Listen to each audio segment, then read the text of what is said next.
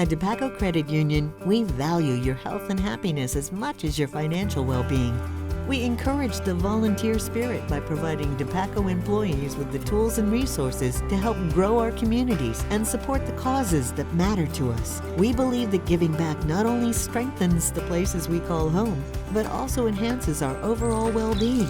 Well-being is the key to a life worth loving. So when you think about yours, remember that DePaco can help you be well. All things Hawkeyes. Your all-access pass from the sidelines to the postgame. Iowa's News Now Sports presents Eye on the Hawks. Sponsored by DePaco Community Credit Union and Pin Seekers. I told Aubrey when I left, I was like, yeah, I'm not leaving you here in the hospital to lose. So I was like, we better win this freaking game. Good news to the family Graves. You won the freaking game. 40-16 in Lincoln. The Hawkeyes for the 10th time in 11 games against the Huskers walk away victorious to finish 8-4, 6-3 in the Big Ten, guaranteed to finish at least in a tie for 6th in the league. Welcome to a Saturday edition of Eye on the Hawks. Mitch Fick, Mike Howell, Director Wren running the show here at Broadcast Park inside the DePaco studio, brought to you by DePaco and Pin Seekers, as always, here, Eye on the Hawks.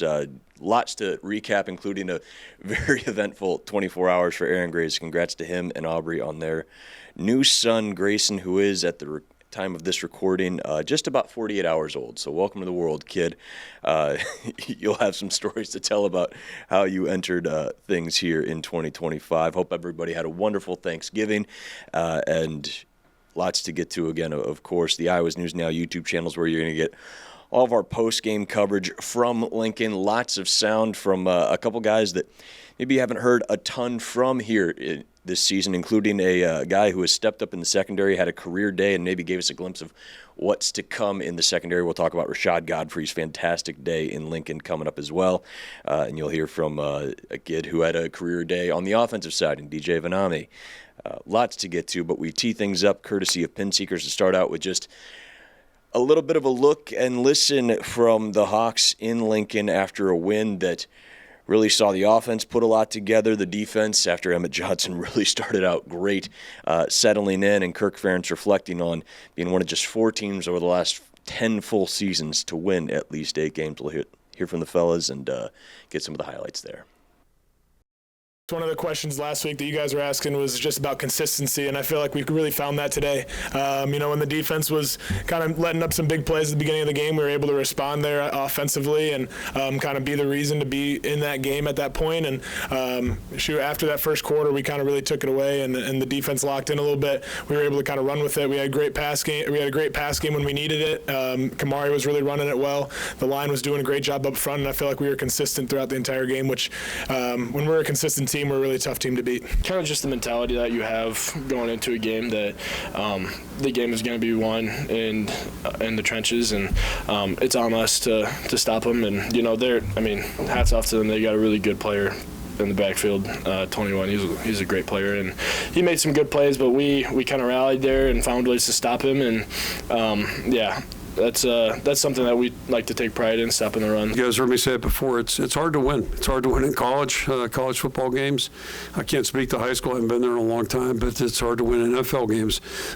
It's just there's a lot of people competing trying to do the same thing. So I'm proud of the consistency there.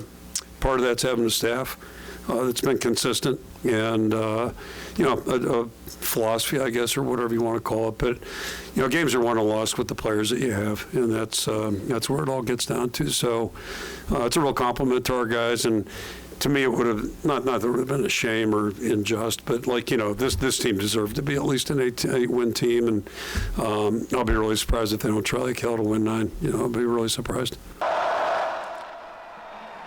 Mike, what were your reactions watching from home day after Thanksgiving? I'm sure that first drive for Nebraska where Johnson breaks a big one. Little nerves early. Yeah, it was a shaky start. At least defensively, looked like 2017 Saquon Barkley out there. Man, that kid's good. He's really good. So, not surprised just with the game flow because Nebraska went down the second half. Why they didn't give him the rock, as much in the first half. He had 177 of his 217 rushing yards in that first half. A lot of that was that 90, or that first big rush that he had. Can't remember how many yards it was, but man, the way Iowa was able to, Nebraska reached the red zone 4 times in the first half. They only got 1 touchdown, 3 field goals. And in that second quarter, I thought, let me step back. The first quarter, Nebraska really outplayed Iowa. I thought just on both sides of the field. 10-10 heading in the second quarter, though, still. So still even.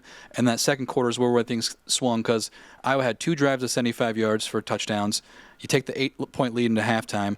Then when you come out of halftime, you get that, fumble safety that really opened up the game, and then Iowa just kind of pounced. Yeah, we were talking on the sidelines there in Lincoln of just how big it would be.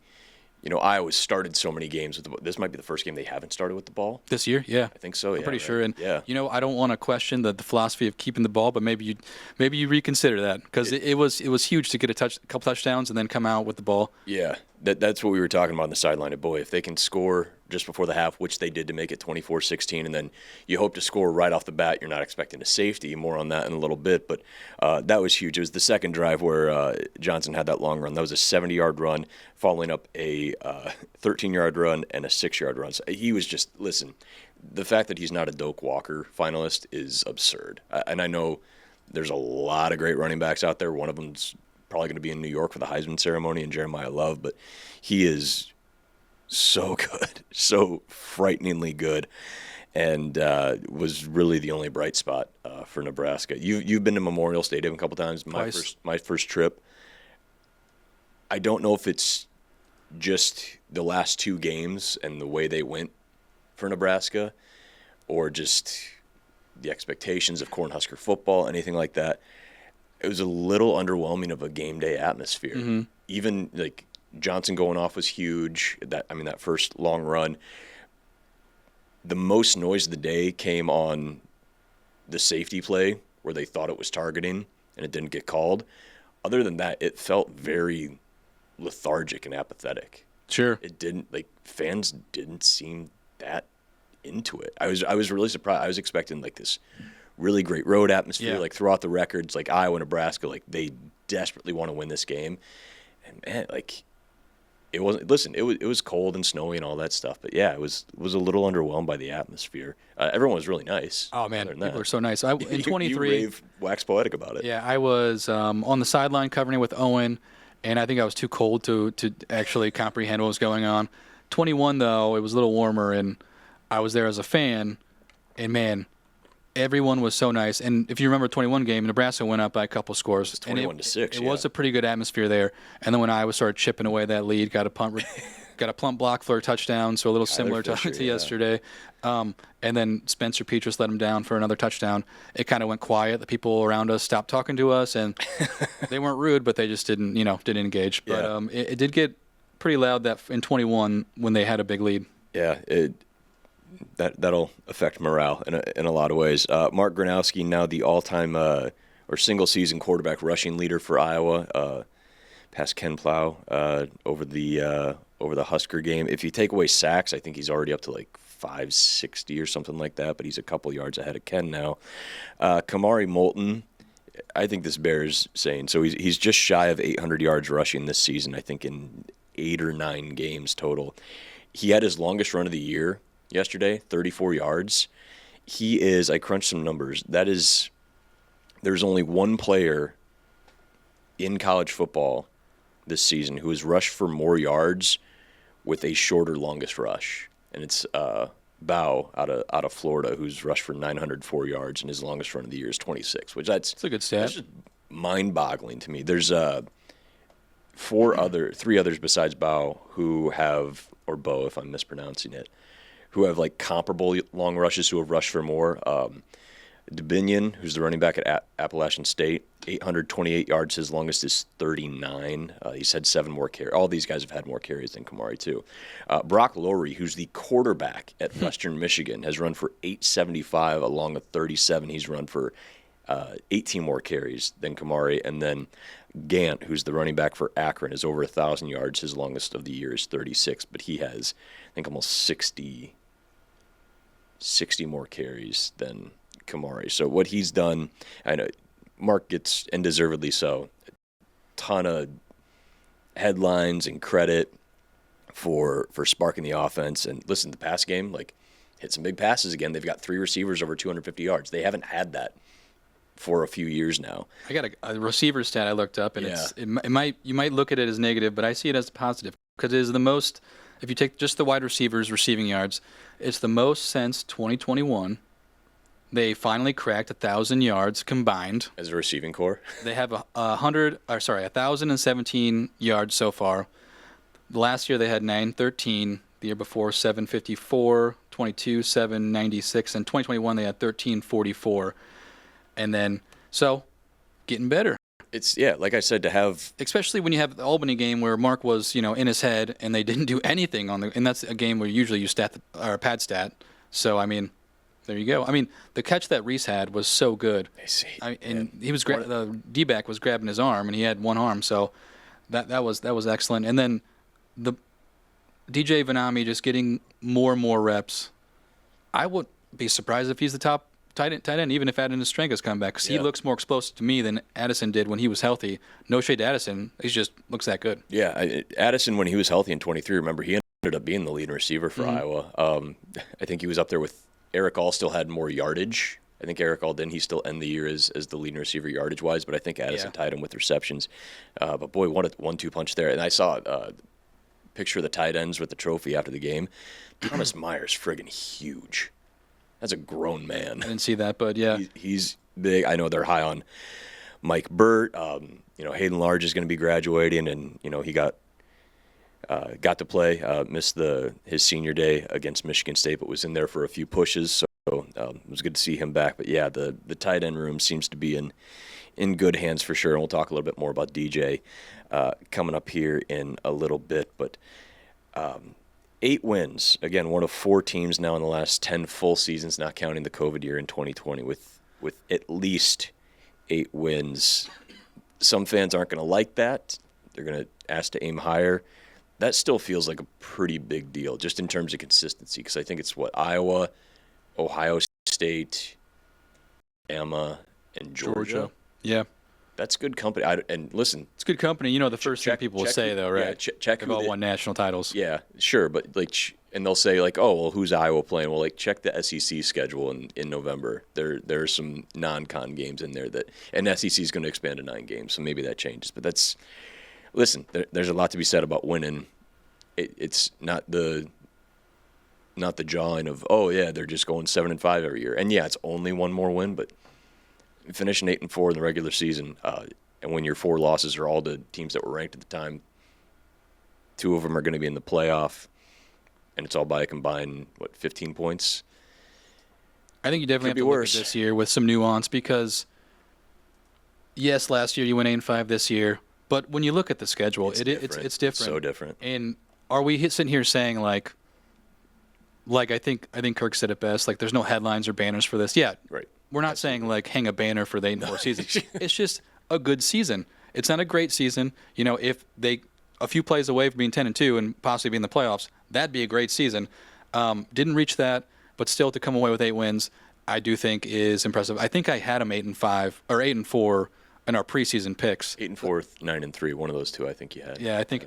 Yeah, I'll have to double check that. But that's I kind of think the range was that, and like we've said all season, you're 2-3 plays away from 10-2, maybe even 11-1, and you look at Penn State and Michigan State, a couple plays away from maybe 6-6. So there's a wide range. It was a very difficult schedule, one of the toughest. I think some people are saying is in the last 13 years. So I do think you have to be a little proud that they came back and they won those final 2 games through some adversity. But you do want to make that playoff. But I think it's a good stepping stone into next season.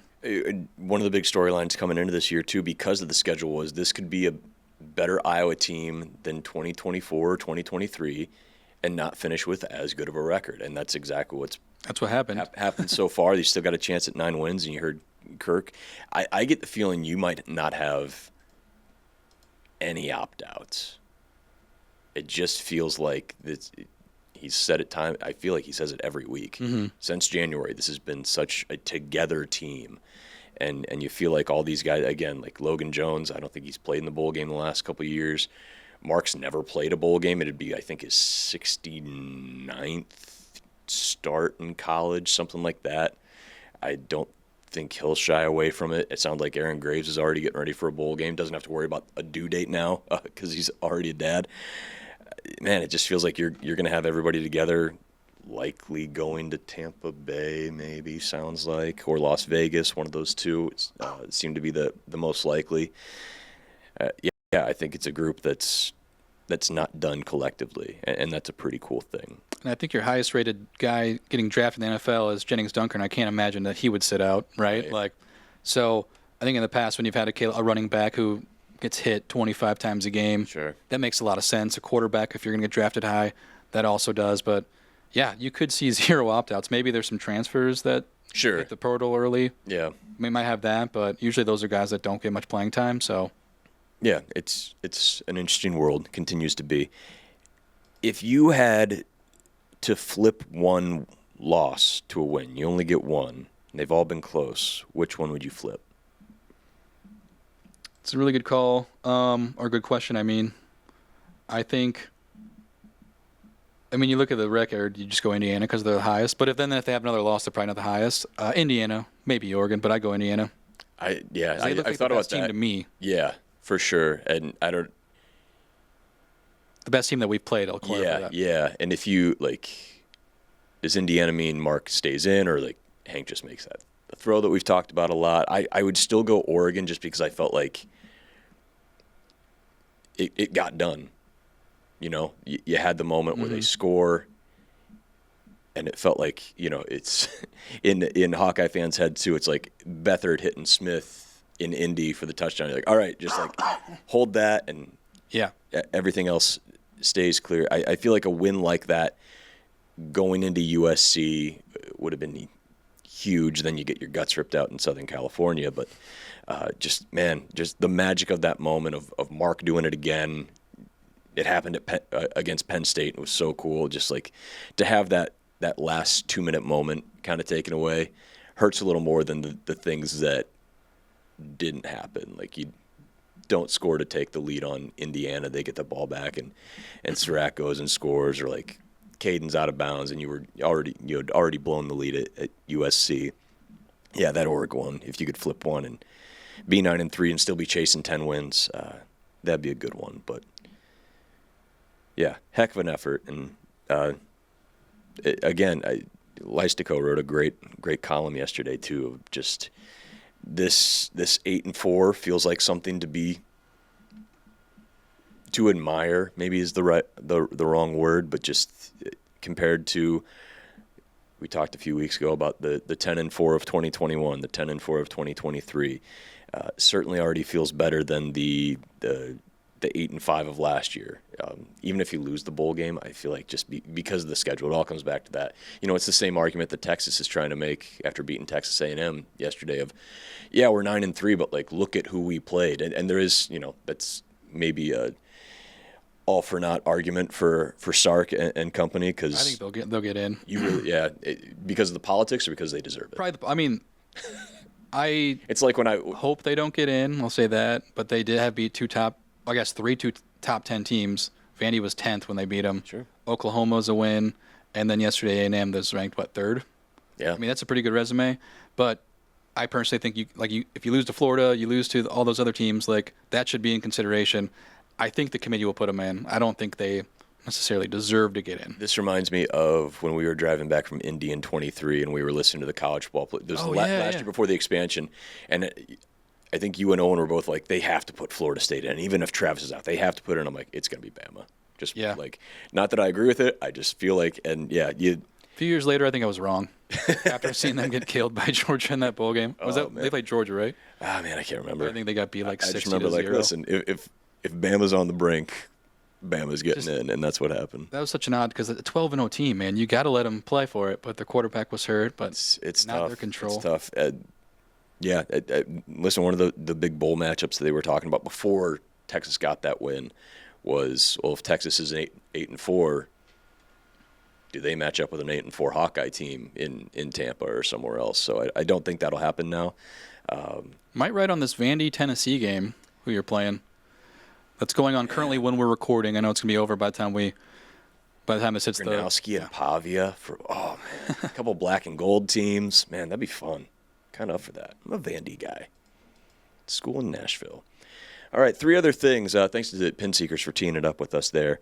3 other big things that we need to highlight from the game. You talked about DJ Vanami already a little bit, but 3 catches, 93 yards. We'll roll some VO. We already saw his touchdown, but we'll see a little bit more.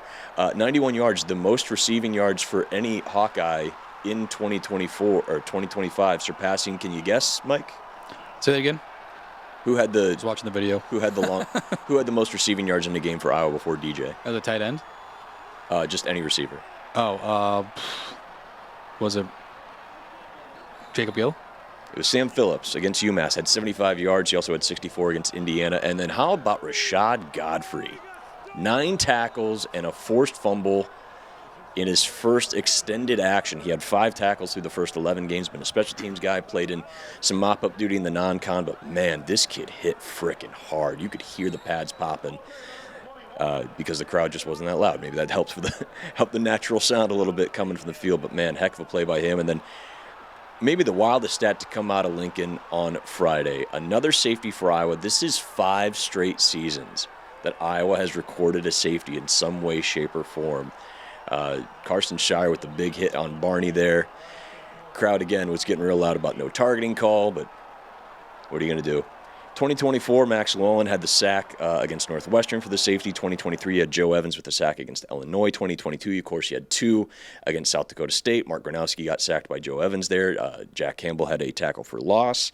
And 2021, in Lincoln, Lucas Van Ness had a big pressure on Logan Smothers, who threw it away in the end zone, got called for intentional grounding. That's right up there to me with the pick 6 streak. 5 straight years with a safety, including 2 in one game that helped you win 7-3. Like, that's some Sickos Committee stuff, I feel. By the way, I'm wearing a Sickos Committee Is that T-shirt. It is, yeah. Repping the Big Ten West forever. Shout out to them. Yeah, I was wondering in my head. I was watching it with a few friends at the house, and 2 points here. Like, I was thinking in my head, I didn't say it out loud. I was like, I wonder if that's like there's a safety streak going on, because it seems like there's a safety. I didn't look it up. And then second, my buddies were like, who's 7? He's really good. And then they're like, why isn't he playing? And I'm like, well, TJ Hall's pretty good, And they had to move some things around when Cohen got hurt yesterday. Yeah. But man, you feel pretty good about the cornerback depth next year.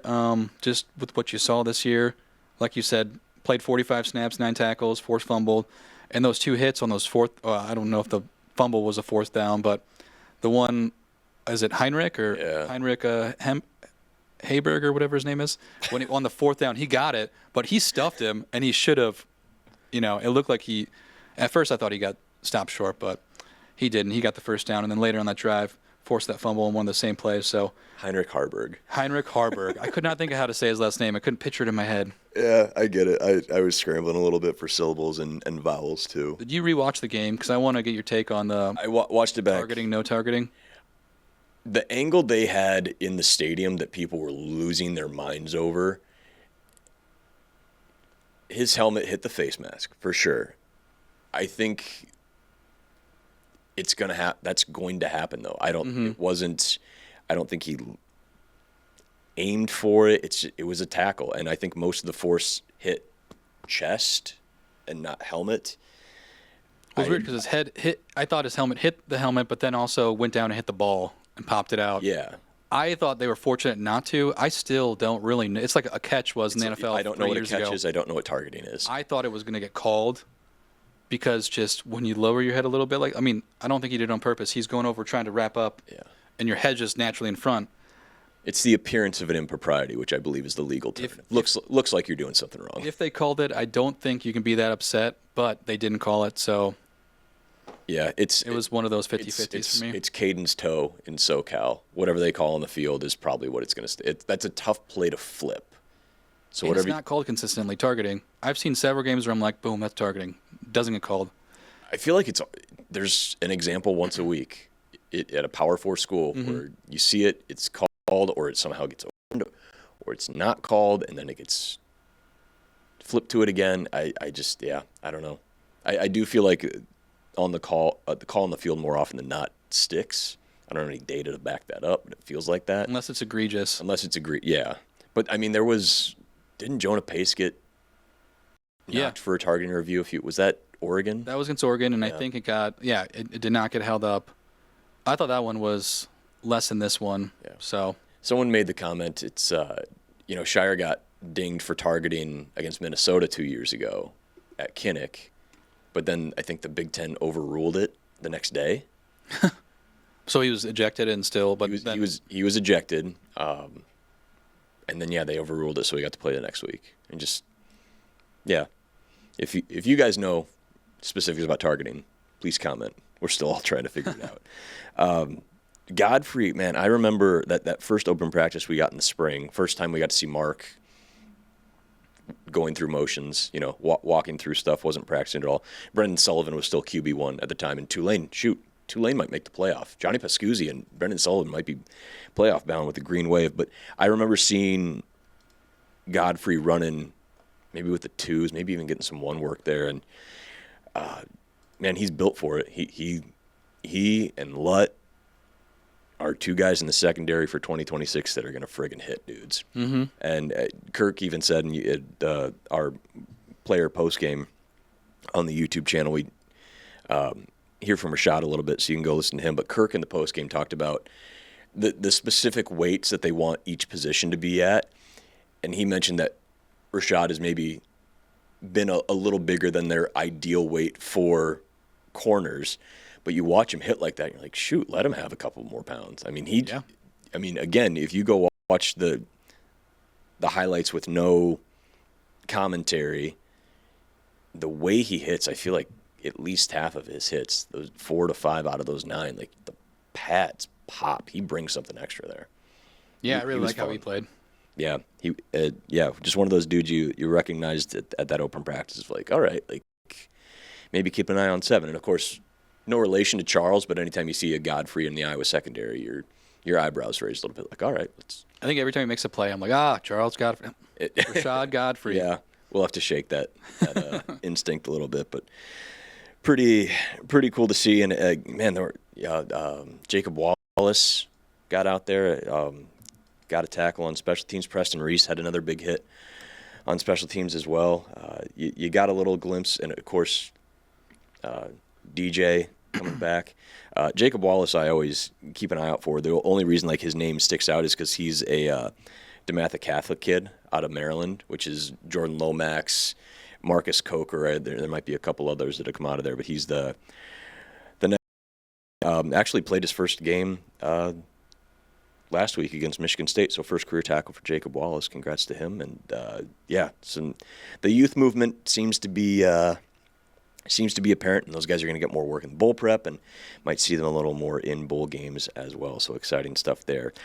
Speaking of young guys, again, there's a 2-day-old named Grayson Graves that we found out a little bit. I think it sounds like it was on the broadcast, was brought up that Aaron Graves became a dad. We heard some scuttlebutt in the pregame about the logistics of getting Aaron to Lincoln for the game after a hectic Wednesday and Thursday. Let's spend a little more time with Papa Graves here. Just a very joyful and emotional at times post-game with him. Let's take a little listen there.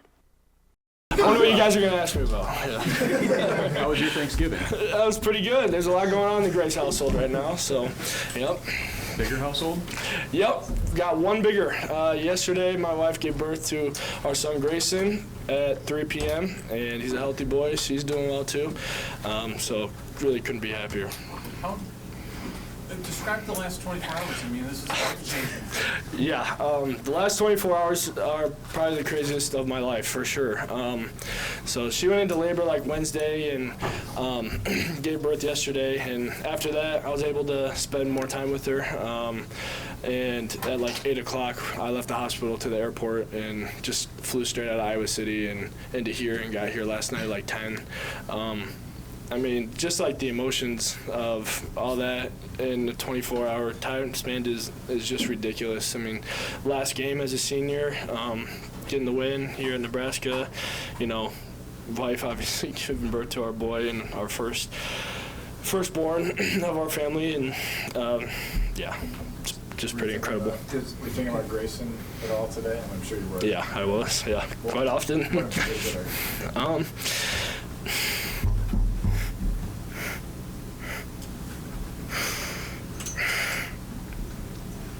Sorry.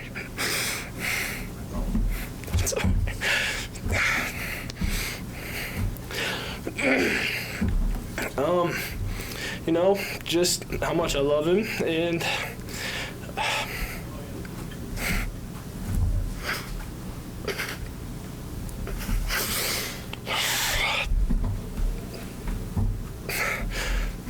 Probably knew you had to get a win, right? yeah, that was nice. Yep. Sorry. Yeah, I mean, I told Aubrey when I left, I was like, yeah, I'm not leaving you here in the hospital to lose. So I was like, we better win this freaking game. But I told the D-line, too, before the first drive started, I was like, guys, I did not leave my baby in the hospital to lose this game, so we better freaking come out firing all cylinders. It is immediately one of my favorite post-game, off-field Iowa moments and beyond Iowa moments, going back to college, been covering sports, doing news stuff for 20 years. That's an all-time story, all-time moment. And Mike and I are both uncles. We're not dads, but there's that. Do you remember the moment you found out you were an uncle? I went to the hospital, actually. The day my nephew Logan was born, and United States played Italy in the World Cup. I watched it from the in 2006. I watched it in the room. Important moments. You feel, and I can't even imagine, like, it's 100x more when you're a dad. But man, that moment when somebody arrives in the world that you realize, oh, I will give anything and everything for that other human, and you feel your heart grow.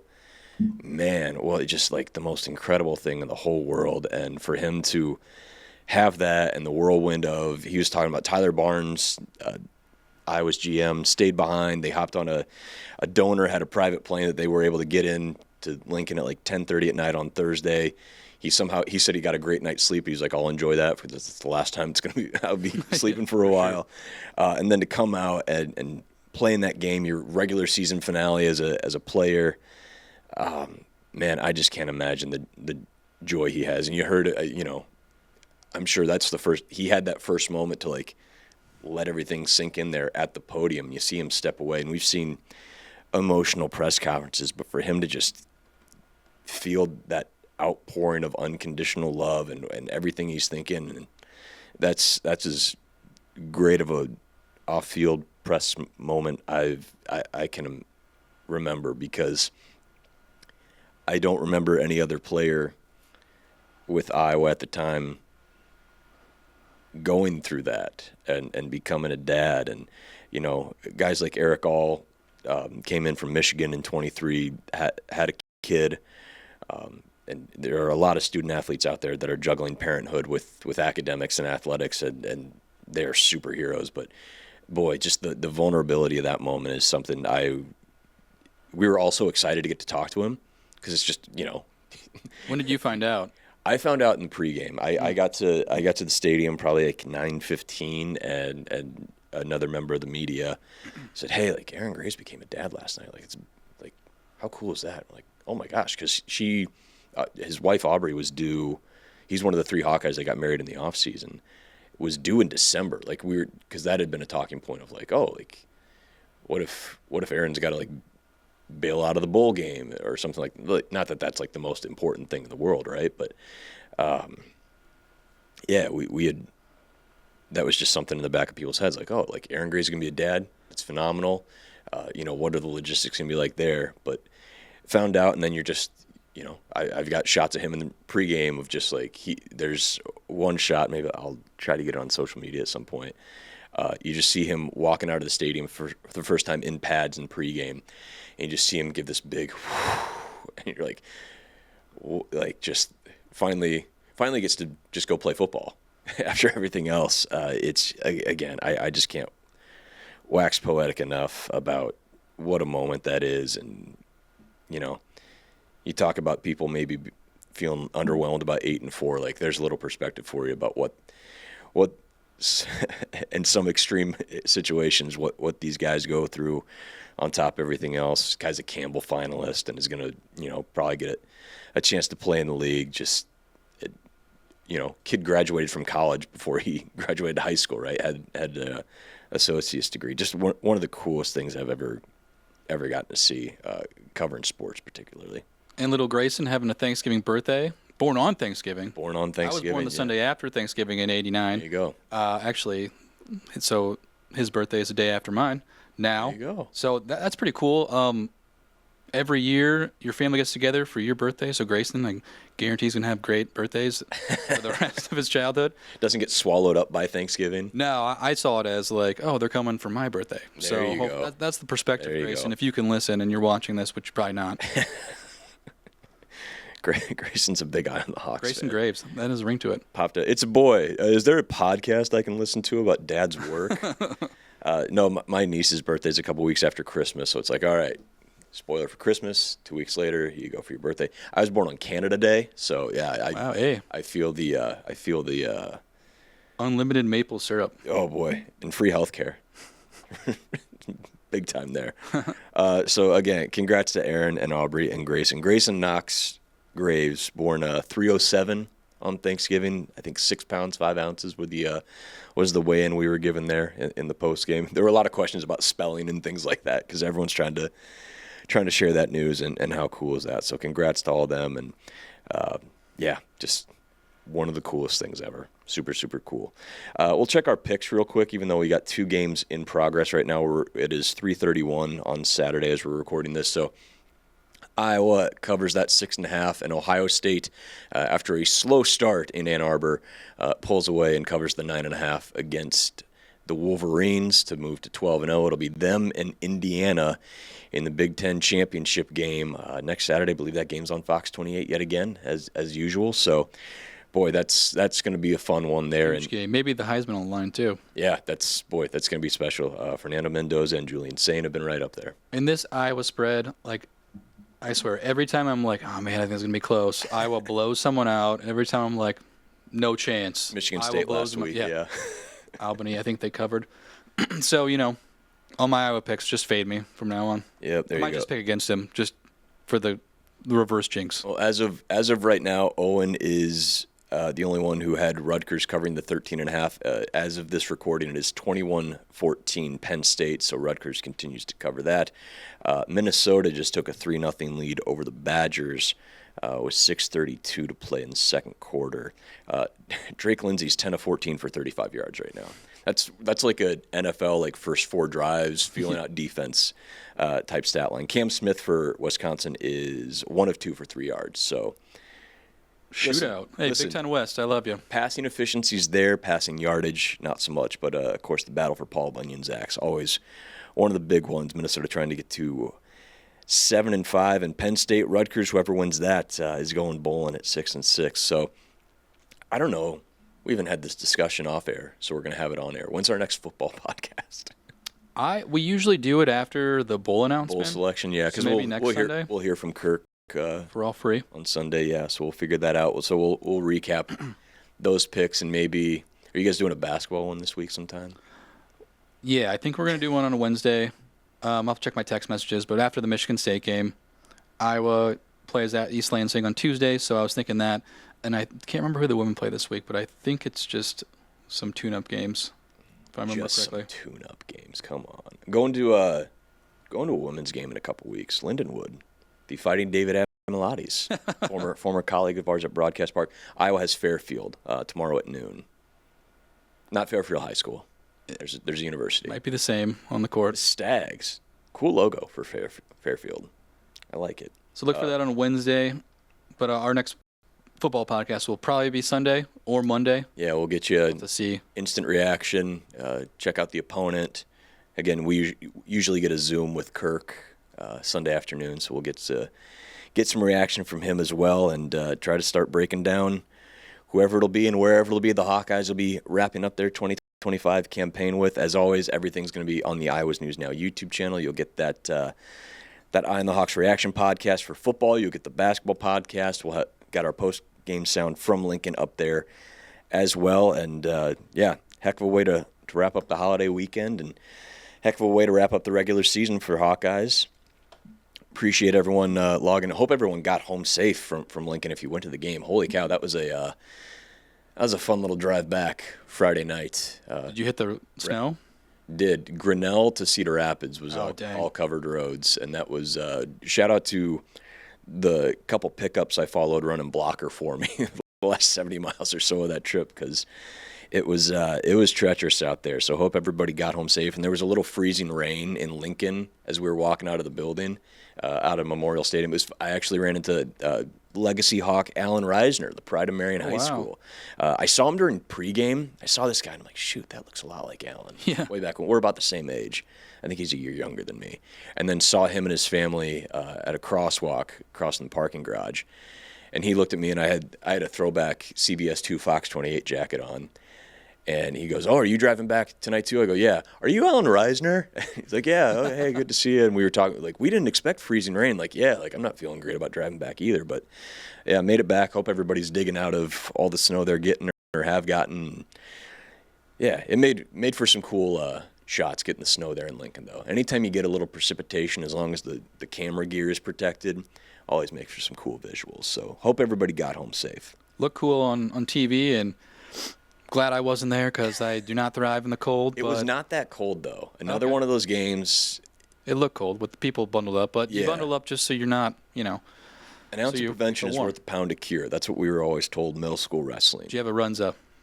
Last question. No, but I know you've waxed poetic about the Husker fans that brought you like 3. Was that in 21? That was in 21, and then in 23, Owen and I stopped at a Runza fast food joint and got some. So there you go. What you got to do when you're in Lincoln. Hey, when in Lincoln, when in Rome, get your Runzas.